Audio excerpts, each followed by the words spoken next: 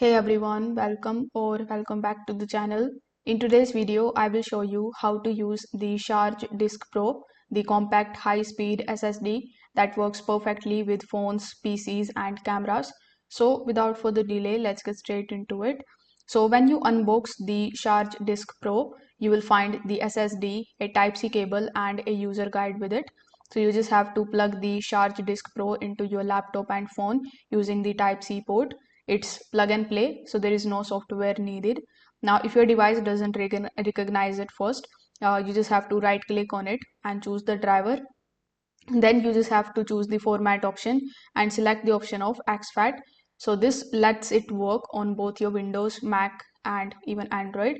Then you can just drag and drop your photos, videos and any kind of large files. You will notice the lightning fast transfer speeds that up to 2000 Mbps depending on your port. You can directly record 4K footages and edit the projects off the drive, which makes it perfect for the creators using the cameras and the tablets. So this device also has the built-in heat control, so it stays cool even during long file transfers. So if this video helped you out, make sure that you like this video and subscribe to the channel.